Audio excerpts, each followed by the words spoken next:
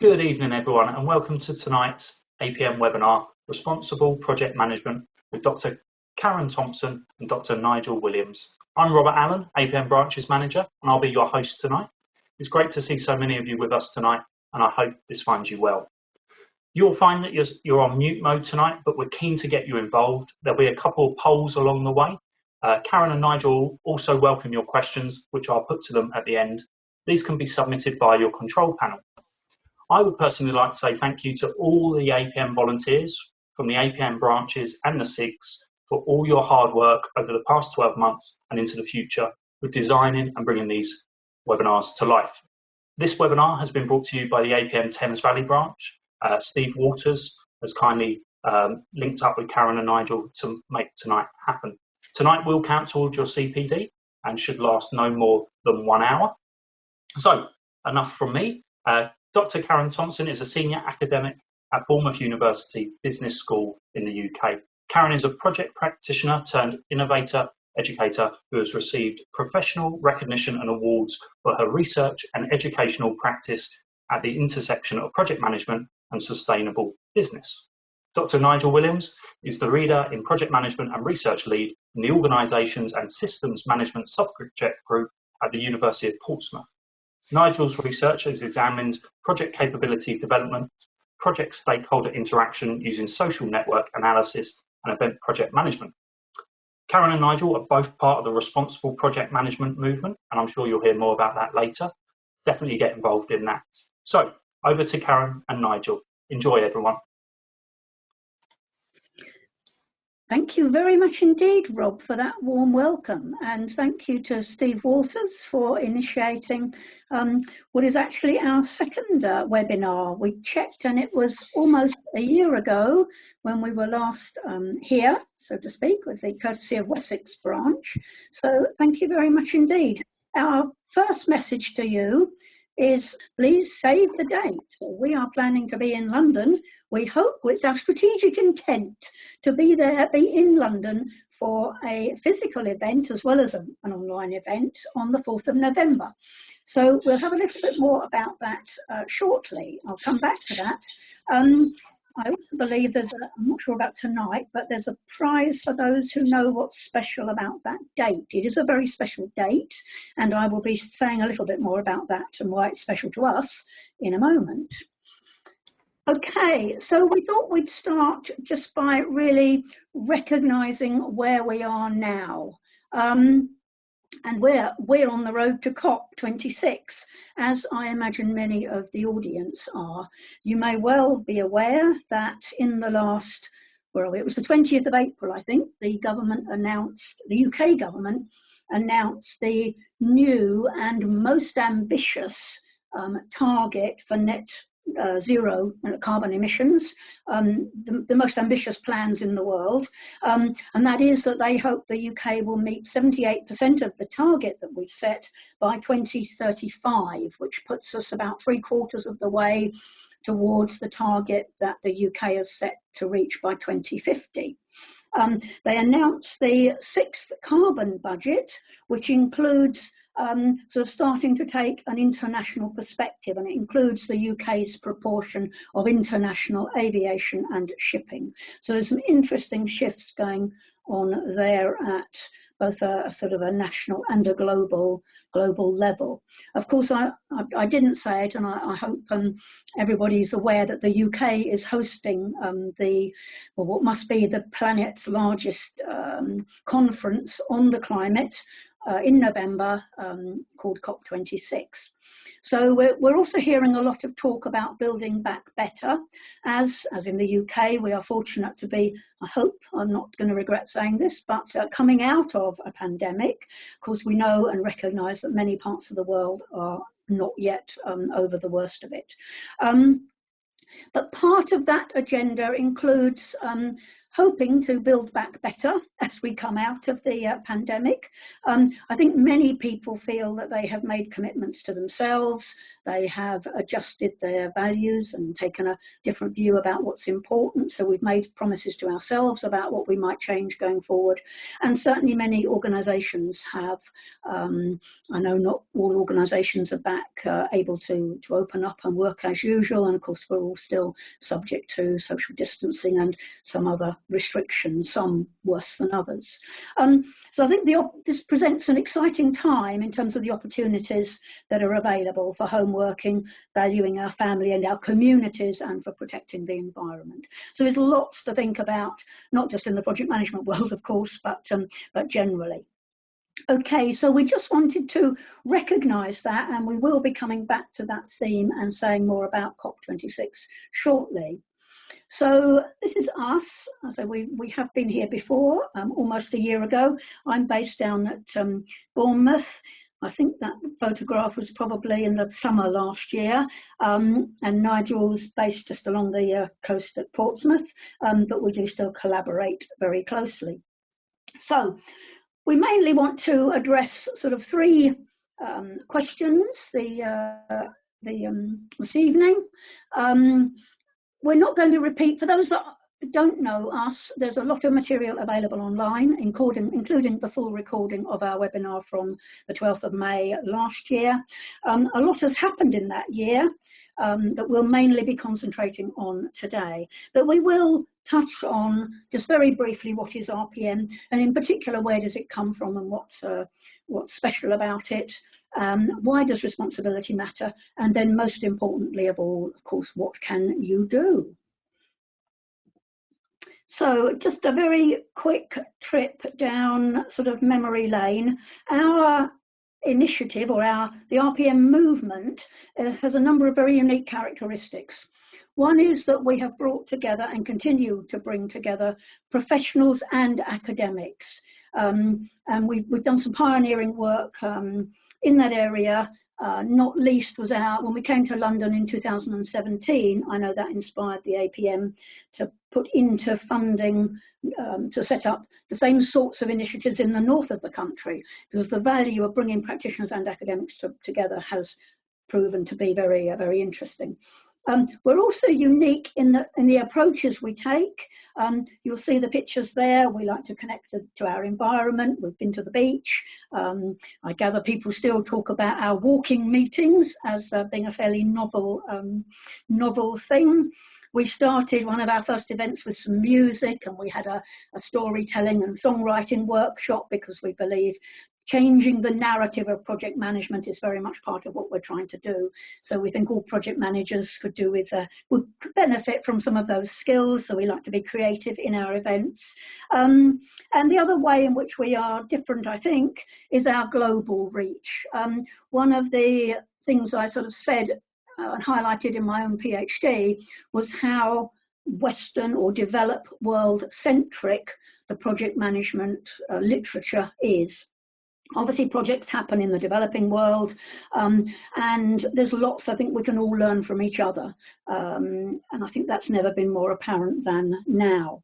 So our journey started in 2018 with the launch of the Manifesto for Responsible Project Management, very much drawing on the Agile approach, or the way Agile started with a manifesto for Agile. A lot's happened in the last year. We have lots of resources available via our website. We have got now second edition of our Guide to Responsible Project Management. At the end of 2019, we were both giving awards and receiving them, which was fantastic. The manifesto itself, I think, has now been translated into, I think we've got 6 or 7 different languages now up on our website. This year, our focus has been very much on an extended, or developing our ideas about the extended project life cycle, and actually what a sustainable project life cycle might look like. We've got a series of workshops that have come out of our current research initiative, and I'll say a little bit more about those later, but we're using Lego Serious Play and Ketso Connect, and then in the later stages we'll be using virtual reality to explore the competencies needed if we're going to start managing projects more responsibly. And we're also going to be looking at how we actually think about and the sustainability mindset. We've developed a measurement tool that we think will be helpful in that respect. So, as I said, there have been lots of highlights of our relatively short journey. In particular, so we had the APM webinar on the 12th of May last year. Since then, the APM themselves, it submitted written evidence to the House of Commons Select Committee, the Public Administration and Constitutional Affairs Select Committee, where responsible project management is recommended for UK major government projects. And they actually used the definition of responsible project management from our first guide to responsible project management. So I think it really has become, well, we would like to think mainstream, but certainly with the APM recommending it for all government major projects, we're very excited about where we find ourselves.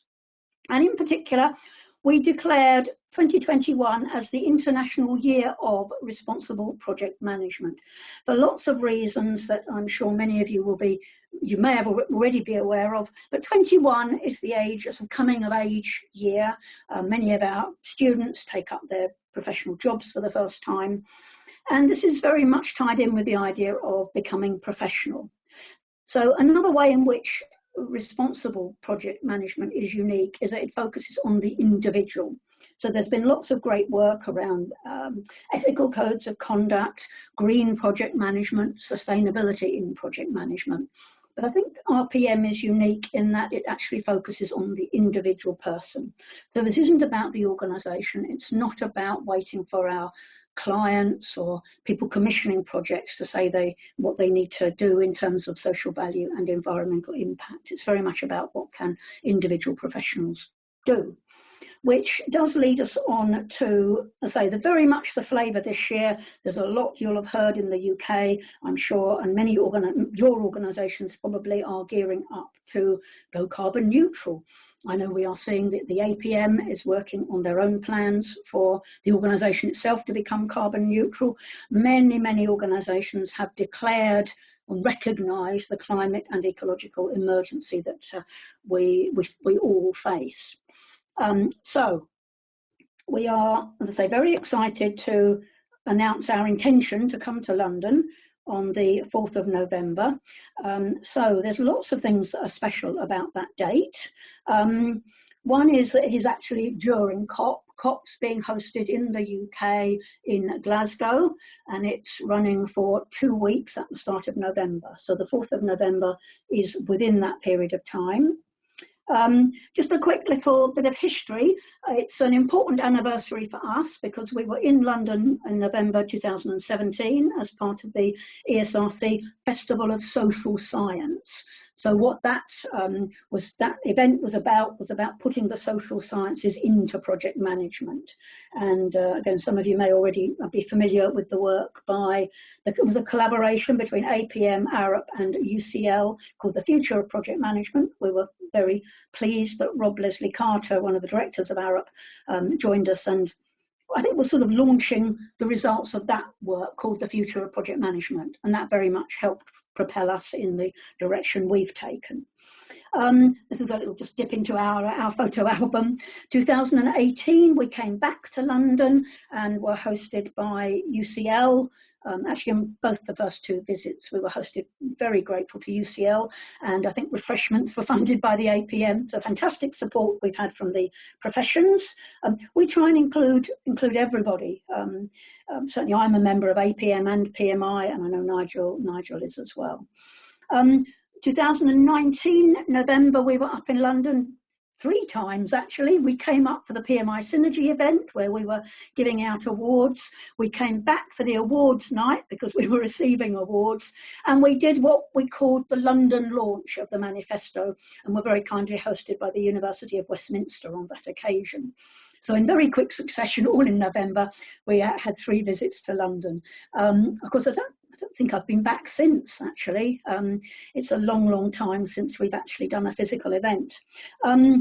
But we like to have fun at our events, and that's what we're planning to do when we come up there in November. So just a reminder, in case you've missed the date, we will be, I'll say a little bit more about the workshops we're running at the moment, but we're using Lego Serious Play and Ketso Connect. Sure, we'll be bringing some of that to the event. We also envisage, because we just don't know whether we'll be back in lockdown again then, there will definitely be an online presence. That event will be a mixture of online and in person, we hope. We hope to make connections in various of our events. We had a live streaming event from Spain at our first one, and America we hooked up with at the time. So we hope we will be able to go live during that on that day to hear from people from other parts of the world. We have ambassadors in various parts of the world, and we hope to invite them all to join us, if just for a brief report from their part of the globe. So we'll say some more about our workshops later. And at the moment, we're now going to switch to poll 1. So I'm going to ask for audience participation and hand over to Rob to run this.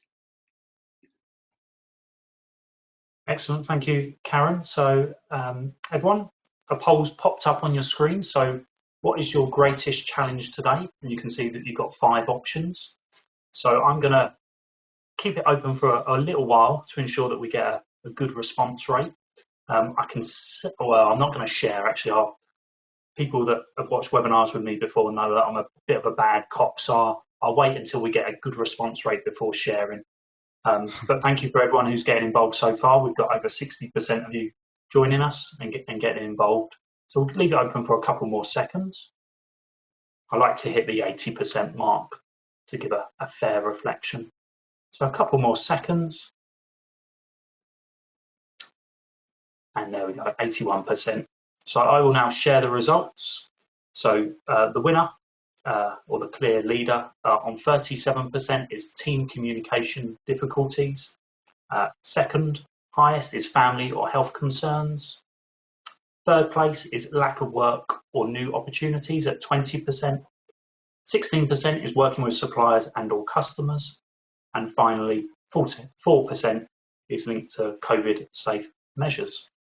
So now, Rob, before Karen goes on, that's a little bit different from last time, because last time lack of work and new opportunities was the highest at 31%, and team communication was 4th at 17%.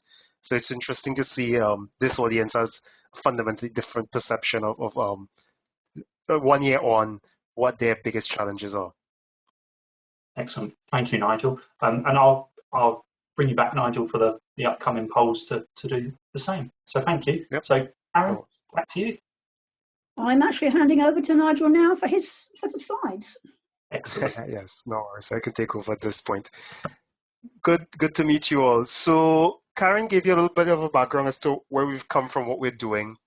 And this is an abbreviated discussion on our current thinking of why you should engage with the idea of responsible project management, because you would have heard before of probably sustainable project management, green project management, social value, PM for NGOs, which are all mostly organizational level conceptualizations. As Karen mentioned before, RPM is based and focused on individual level conceptualization. So we'd like to think that Agile moved PM conceptualizations of value from company to customer, and RPM takes it further to look from beyond customer to the broader stakeholder societal value that incorporates not just shareholders but stakeholders as well.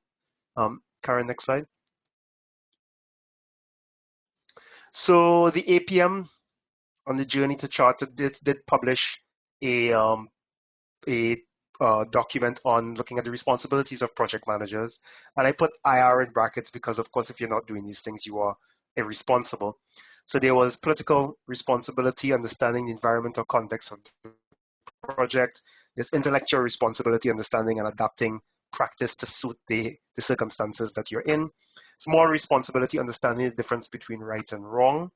And we added a 4th of individual responsibility, for work-life management. And we see that theme coming up over and over in our discussion with project managers, that it's not just the challenges of work, but the challenges of home and how those things interact. And for us to overlook the individual means that we're not being fully responsible. Karen, the next slide. So we could take RPM from a slightly different perspective as well. There's the optimizing perspective of project management, which is currently the dominant strain of what is taught and practiced, that we plan everything in advance and we go on to carry out our plan. That's your classic traditional project management, where we attempt to predict future conditions, end state, where there's an assumption of rationality and we focus mostly on company value. The adaptive approach is agile, and some of the lean approaches that have emerged and are growing in prominence in some industries. They're dominant, but they're not necessarily dominant everywhere. Where you embrace uncertainty during delivery, there's an assumption that you would want to learn from interacting with stakeholders, and the focus is on delivering company value or customer value. And then there's a responsible perspective where we take an extended life cycle perspective. So some of the things that we can't necessarily predict. So we know that there are uncertainties during delivery. There may be even uncertainties post-delivery that we may be able to influence. We take the assumption of a values assumption because we're talking RPM's individual focus, is person focus. So our assumption is in terms of values and how you see things and perceive things. And we are looking at delivering societal value, environmental and social value, in addition to company and customer value. Next slide, Karen. So project environments are unique, and those dimensions do have influences of responsibility that can be distinct from other professions. So there's a body of knowledge on responsible management, and they talk a lot about areas like accounting, HR, your traditional operations type role. Projects are unique, and we need to take those characteristics into account when we're conceptualizing responsibility. There are organizational influences because in many cases, projects are temporary activity for a permanent organization. And that does place some constraints and provide some opportunities as to what you can and can't do. There are temporal challenges where there's a need to synchronize organizational routines across a stakeholder network. That's a long way of saying that we have many different organizational entities involved in complex projects, and they may have completely different routines which need to be aligned. And you would need to develop a shared conceptualization of responsibility across the project network if we're expected to enact these ideas that we're talking about. In addition to time in terms of activity, projects can also provide time-based advantages to organizations. So emergency response, being able to fix something or respond to something quickly. Time to market. If we develop a given output in a given time, we can capture a window of opportunity, which means the organization can get ahead of a market and get a temporary competitive advantage that's based on a project. That, of course, if you've got these time-based pressures have implications for how responsibility might be conceptualized and enacted in that environment. Also linked to time, there's the idea of employment contracts and temporary assignments, that there are a lot of people working in project domains who have differing relationships with the host entity that requires the project. So these people, of course, are going to have varying ways in which they can enact their perceived responsibilities. And of course, we have major temporal transitions across stages, from the front end of projects to delivery, to handover, and even to decommissioning way at the end. These are all major transitions that in some cases can be years apart. And of course, that will impact people at each stage, what they can do in terms of responsibility. And last is a relational influence of projects and responsibility. Their power relationships, which we don't talk very much of in management and very little in project management, but certainly the idea of client-supplier relationships are quite influential, and we do need to be mindful of them when we're seeking to enact responsibilities. And of course, in projects, we have both conflict and cooperation occurring simultaneously. Karen, the next slide. Responsibility varies by project role. These are typical project roles, an expanded view that's taken from an academic paper. You see that below. And the ones I've kind of highlighted and read are some that we think are kind of critical for enacting responsibility: the idea of the project owner and they sponsor product owners. I did mention the idea of relationships and power relationships. These individuals highlighted, right, can be quite powerful as they sort of dictate what the project manager, project team can do or not do. So managing those relationships are quite critical if we wish to act in a more responsible manner. Karen, the next slide. So we've taken these ideas from the responsible management literature and embedded it in project management. So responsible management came out from post-2008 financial crisis. There was the Principles of Responsible Management Education supported by the UN. Most universities, business schools in the UK have signed up to PRIME. And that is very much focused on developing different types of managers. So it's meant to be a complement to existing ideas of corporate social responsibility, to work along with managers to train new types of managers, develop new types of managers, as well as to develop new types of theory and learning and practices that are linked to the idea of responsible management. And responsible management has 3 dimensions, which, if you are working in the investment world, align very nicely to your ESG, environmental, ethical, sustainability, governance type things, or environmental governance type things as well. So we have environmental sustainability, we have social sustainability, and we've got ethics as the corners. And then we separate the idea of responsibility and accountability, where responsibility is a much broader term, and accountability, responsibility that's subject to agreed rewards or penalties.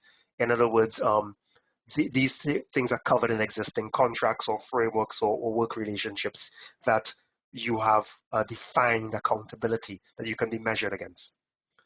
Next slide, Karen. So a responsible PM, of course, seeks to minimize accountability. They would, of course, seek to reduce the scope of what a project manager can be held accountable for, and tend to take a single perspective on projects. Next slide, Karen. And then there's some domains we want to think about. We want to think about, well, what's our scope of action? Given all of the constraints and peculiarities identified early on project management, what is it can we do in this space that we have available to us? So it's a scope of action. When should we act? And I did go through a lot in terms of time and project management, because what we can do varies by stage. It varies by our employment relationship. There's lots of temporal constraints. And of course, the practice is what we do. And that sets the overall scope of responsibility, or indeed irresponsibility. Next slide, Karen. So just to put the archetypes up there, responsible PM seeks to be broad. It seeks to act in the public societal interest. And the practices we are trying to embed in project managers, in our students and new project managers coming into the profession, the idea of learnings, advocacy, because we would recognize in many cases you may not necessarily be able to change everything, but you can advocate for change. You can try to influence. You can try to have the conversations that hopefully change mindsets. We have stakeholder inclusion, social value, and environmental value. On the responsible PM side, it's narrow, acts in the personal interest, and there's some practices associated with sham compliance, and we've all seen that where people act, provide the illusion of compliance while actually doing it.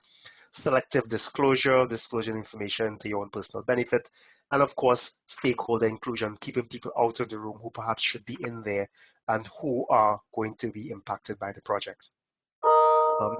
Next slide, Karen.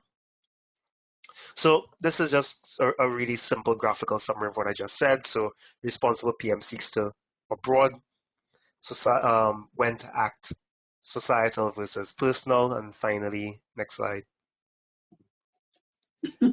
So yes, that's fine. When to act, that's fine. We can go on to the polls, because I've already covered that content in some detail. Okay. Poll 2, Rob, please. Excellent. Thank you, Nigel and Karen, so far. So the next poll that's come up, so which description of reporting or environmental and social impacts best fits the arrangements for your project? and again, a number of options. And again, I'm going to be a little bit mean and wait until we get to 80% before sharing the results. People are voting straight away, so we're definitely getting some good answers here. So thank you, everyone. Again, Nigel, I'll give you some time to do the review from last year as well. Not a problem. So we're up to 60% of the audience getting involved, which is great. I won't put you on the spot, Nigel, and get you to predict which will be the highest, as we've seen with the first one. That's the fun of it. I'm happy to make predictions. So just a couple more seconds. Perfect. So we've hit the 80 plus mark. So I'll share the results. On screen, the highest first, so at 40%, is regular reporting on social and environmental impacts. Second place, on 28%, is no monitoring or reporting.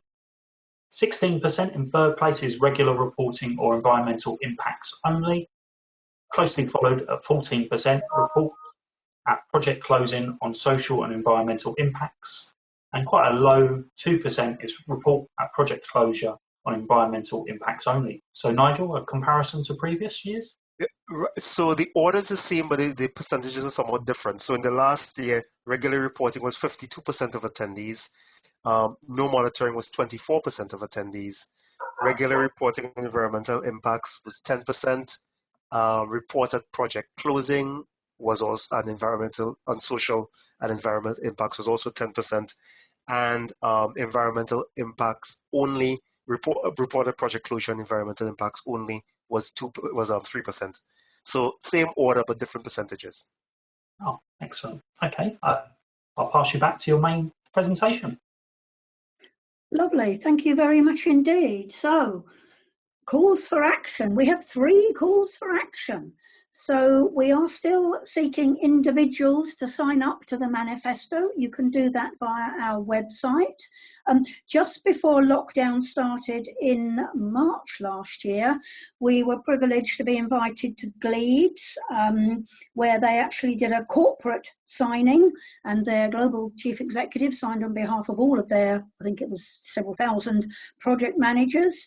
We do have a couple of other corporate sign-ups, and of course the professional bodies are signed up. The Association for the Association of Sustainability Practitioners were with us on the journey right from the beginning.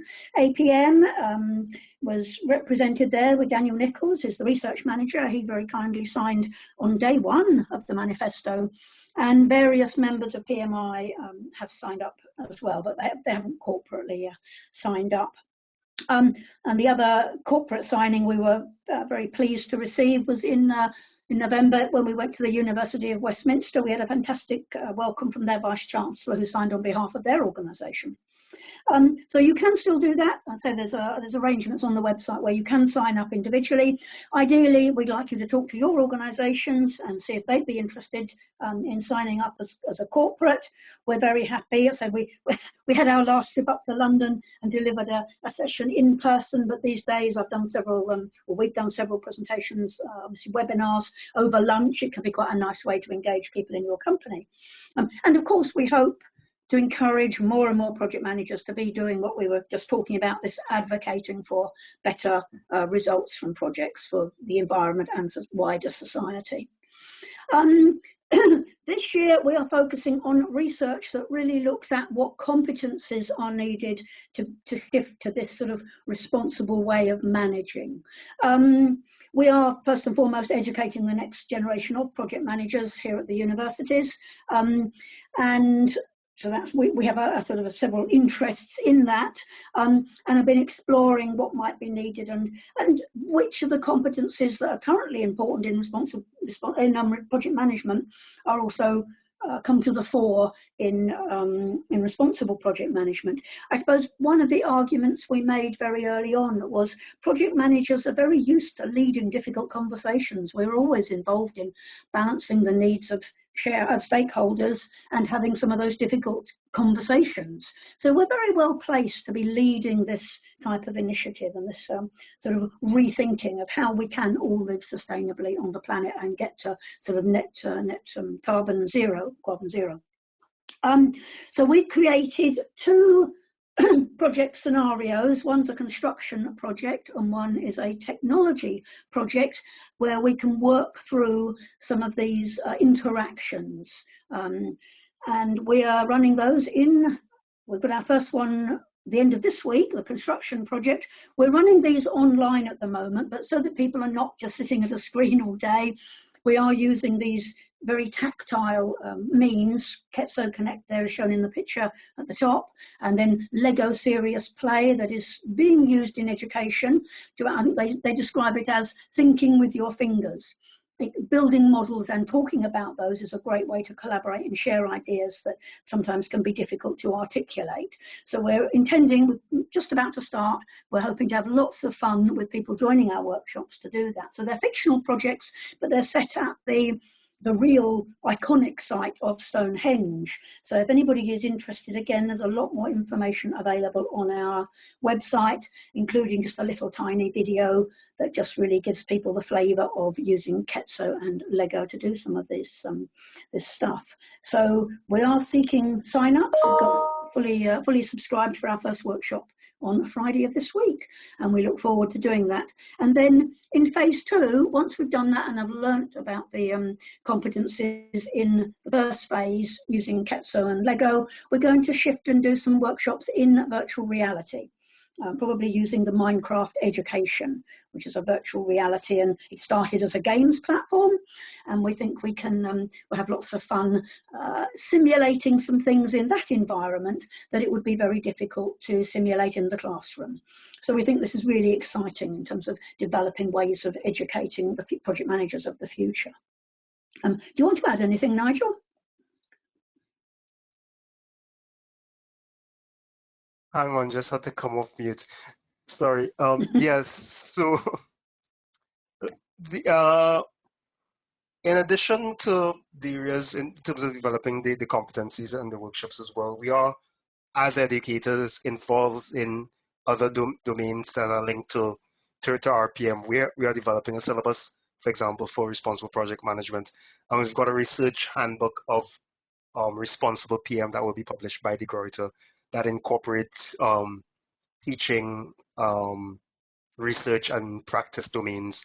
That publication should be out in early 2022. Lovely, thank you. And the third action that you could take is you can contribute to our open call for evidence. So on our road to COP26 in November, we are, in fact, today is the launch of an open call for evidence on the contribution that projects make to achieving our net zero targets. So I've already highlighted the fact that the UK has the most ambitious targets in the world. In relation to sustainability, it's been said that business is the biggest human force on the planet. But I think projects deliver change for business. So I think they are absolutely, projects and project management are absolutely up there as a huge force for change. Well, for change, definitely, and we hope that is for beneficial change. So I think if we, I don't know, perhaps we should have included a poll to get people's level of awareness around how we need to change what we do to get to net zero. But anyway, we've issued this open call for evidence, so we're hoping to hear from everybody, not only in the UK, but abroad as well. Four questions, I don't know if they are simple questions, but straightforward questions to answer that will allow us to really start to understand the role that project management not just can play, but is playing in terms of both delivering projects that will actually help achieve net zero. So our project outcomes are all about net zero, but we also need to look at how we can change the way projects are delivered to achieve net zero. What good practice is out there? We would like to be able to showcase that. Certainly at Bournemouth, and I think Nigel has at Portsmouth as well, we've been setting our students the assignment for a couple of years now to actually try and find some examples of good practice and to write those up as posters or videos. And we've got a very few of those actually. We'd like many, many more to share on our website. And to add to that, Karen, since 40% of people on this call have indicated that they do report regularly on these areas, it would be great to get some examples from the 40% of attendees who say that, they always report on this regularly. Absolutely, absolutely. So we would like you to point us towards, it's not about writing lots of new reports. We hope you will be able to point us towards existing resources you may have, whether that is reports you've already written, websites or videos that start to showcase some of this excellent practice. I said we made an award in 2019 for the best example that we could, or case study that we could find from a very limited responses we had. We'd like that to be a much bigger competition going forward, and we'd certainly like, with COP26 coming up and the spotlight on the UK, we would very much like to be able to showcase the tremendous work that's going on in project management. But then equally importantly, what help and support is needed, particularly by people and the way they deliver projects. What help and support do you need to actually start shifting towards this achieving net zero? So we're very, very interested and would like to sort of hear from people, and we'll have some things to say about this, and we can report back on the results back in November at a series of events. Nigel, do you just want to come in and say we're planning not just an event on the 4th of November, but to have a couple of events in the run-up to... Right. So Karen is right. What we've launched now and we're launching today is the road to COP26. So we will have events on our RPM meetup site, of course. We will also have events in collaboration with other UK bodies. We are having discussions with the Computing Society, Mainframe Society, as well as other project professions. And we've definitely put in the calendar for 2 events in October that lead on to our main event on the 4th of November, and a post-COP event where we want to unpack some of the commitments made during the conference and see how that might impact the project profession. So this isn't just a one-off, this is an ongoing discussion that will culminate on the 4th of November, and then we have a follow-up on post-COP. Yes, thank you. So, as I say, we would like to be pointed towards existing material. I know if there are some younger members in the audience, I know certainly we see our students very happy to pick up their phone and record us a little video or a podcast. By all means, do that. Where if it's showcasing good practice, we're very happy to provide a link to that from our website, or you can email us, and I say we have students who are very keen to write up examples of good practice who would come and talk to you and follow up with maybe a poster or a video about your particular project. And then, say 4th of November, we hope to be able to present some of the results of that, but we very much see it as starting an ongoing body of knowledge that will move forward and isn't just a one-off event, but we want to be able to provide resources to help the whole profession move forward in this area. So there is our direct contact details. We now have poll 3, so I think over to Rob to initiate that. Excellent. Thank you, Karen and Nigel. So what changes do you anticipate to your project practices for the next 3 years?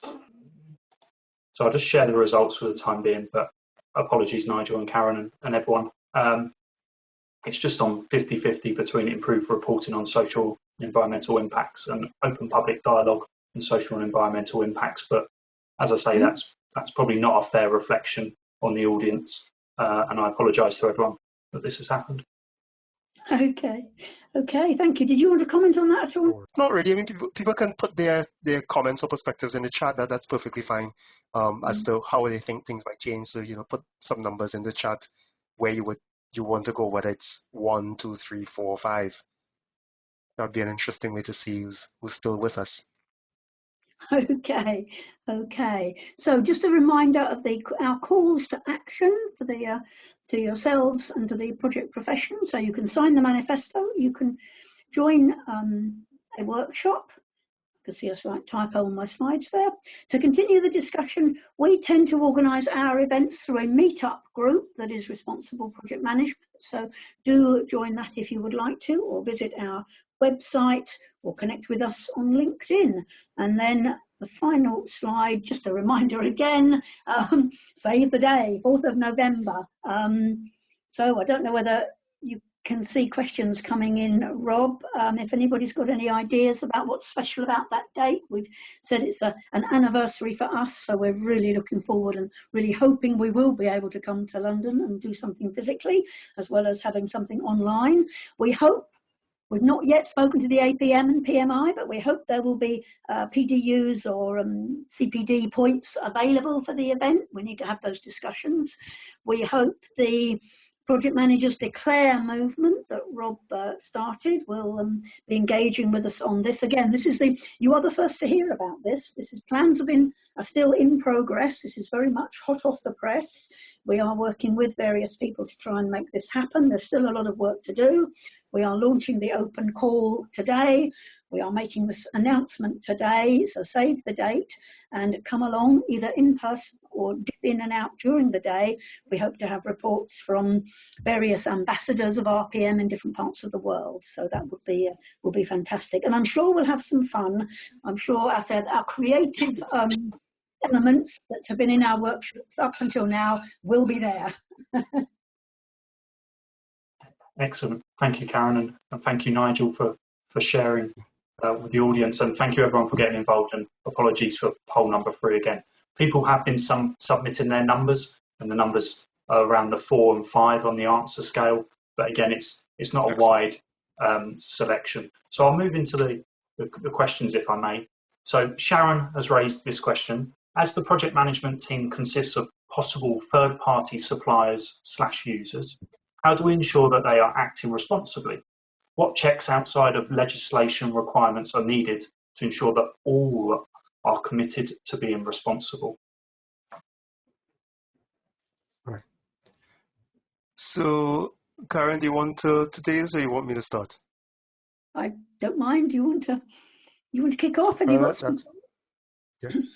there's no easy answer to this question, and there's no right answer to this question. The reason why we are here is because it's a complex issue. So we'll just put it to one side. The other part as well is that, as I mentioned before, the specific challenges of project management.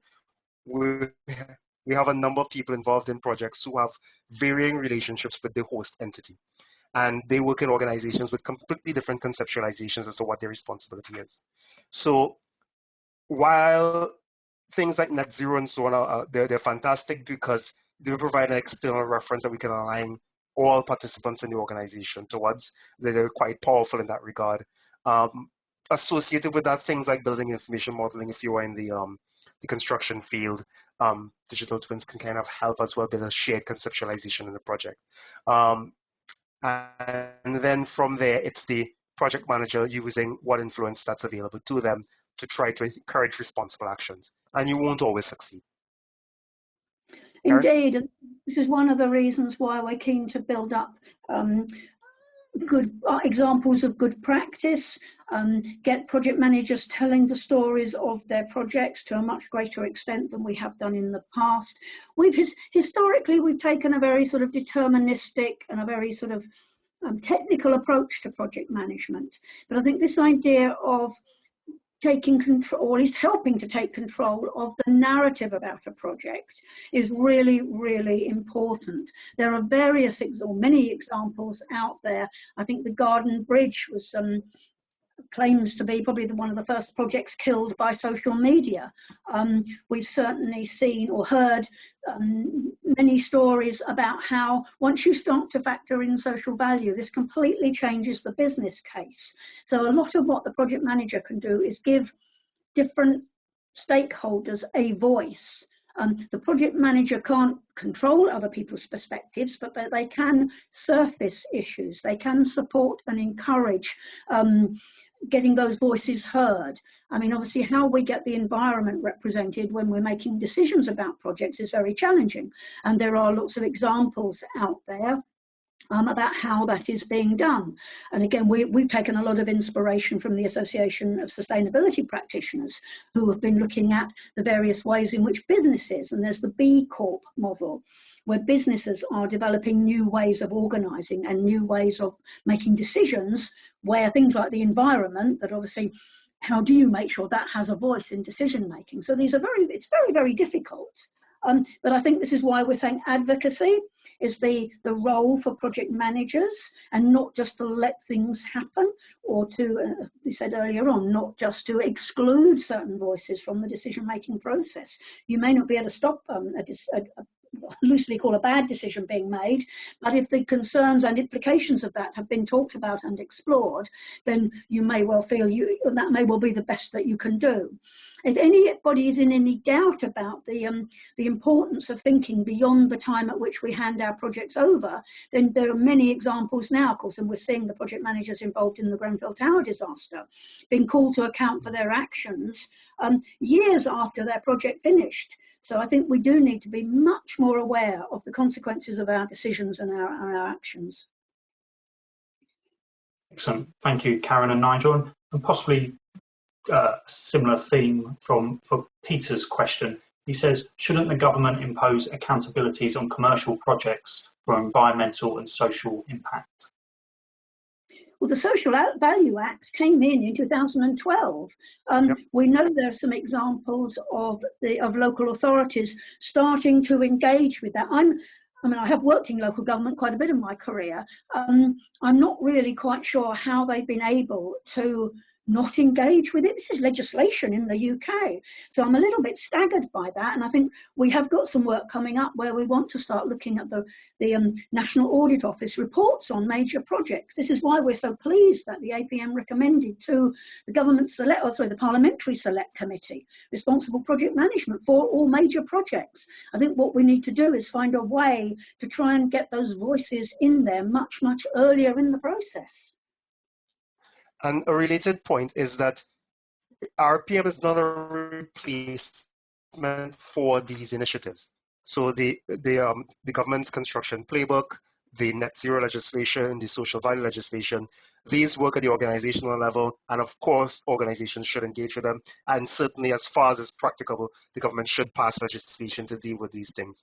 I'm not sure if you could legislate everything in projects. I don't think that's how society works. Everything that we do isn't legally prescribed. If not, we'd be breaking hundreds of laws per day, but that's a different story. But what RPM works as a complement to that, to make individuals aware of what's possible and to allow you to advocate for more. And the other interesting case studies we are hearing about is it's not just the public sector that are doing this because they have to, because it's in legislation.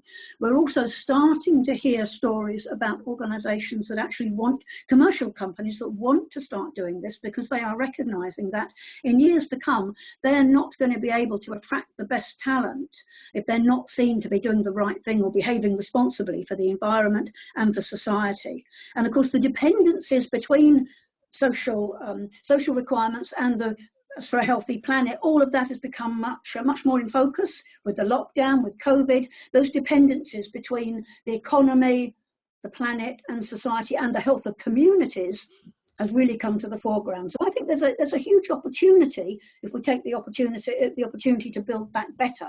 Whether the pressure to start regenerating the economy will dwarf some of those voices, I think, is yet to be seen. But there are opportunities out there and we really need to seize those opportunities while we can. Excellent. Thank you, Karen and Nigel. So Antonio's asked the question, is there a risk that by being broad and encouraging more stakeholders to be part of the decision-making process on a project could lead to a longer project life cycle and a higher project cost? Well, absolutely it could, but then cost as measured how? As I say, how do you put a value on the project managers who could be imprisoned as a result of their decisions on Grenfell Tower? They may have had a few years since the project, But I mean, what price would you put on that? So I think this idea, we are stuck with the idea that quite often decisions are made by the financial considerations. And this is where the social value portal is so important, because actually if we start counting some of these things in financial terms, that can completely transform a business case. Nigel, I'm sure you're going to want to add to that. Yes and no. Again, of course, we need to do those things and change project control systems to incorporate these ideas. But we have to develop the momentum for change. We have to engage people and bring them along in the process. It's not just a cut and dry thing of changing. Okay, somebody somewhere will change the processes, and then I'll be more responsible. You may have to be that somebody somewhere who changes the processes. So we've always said that RPM is individual, and that individual works in an organizational context, they work in a project context, portfolio programs, whatever. So all of these conversations are happening, and if you look at things like Architects Declare, you look at things like Net Zero, Build Back Better, there's lots of movement that are happening externally. What we want to ensure is that the project profession and project managers as individuals embrace these values and try to enact them in their practice. Excellent. Thank you, Nigel and Karen. I think the slide that you've got on now kind of encapsulates a lot of the questions. So people have asked, what is the location for your event on the 4th of November? Is it the University of Westminster? Are we allowed to? I don't know if we're allowed to say. No, it's not yet. No? You have to confirm. You're allowed to say. It's not under discussion. Okay, I won't push. We've also had some... There are some clues on that slide. I don't know whether anybody else would like to suggest. Do they know what's special about the 4th of November? It has got some special significance. Okay, I'll give people a chance to respond to that. Questions with regards to the manifesto and your workshop. Where possible, I've been directing people to your website. Is that the best place that people can find information about it?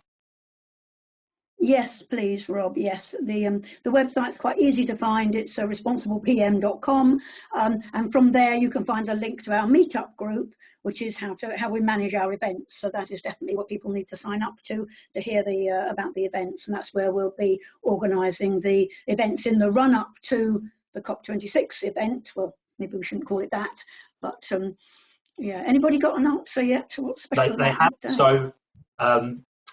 Just pip in. So Brendan has come in with International Project Management Day.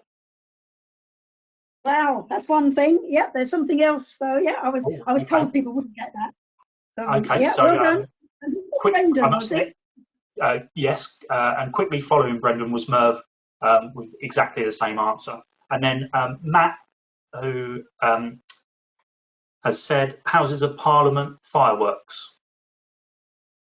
Houses of Parliament fireworks. Remember that. Is it not the 5th of November, is it? Guy Fawkes Day. That's the 5th. Yeah, that's the 5th. We're not blowing anything up. No, you're not. So the two guesses I've had so far, International Project Management Day, Guy Fawkes Day. Oh, Russell has just said first American black president. Oh. Isn't that the usual voting day in the US anyway? I think 4th is normally that time. They usually have their election, so it's like every president. True. Well, I think you might have stumped them. So what's the answer?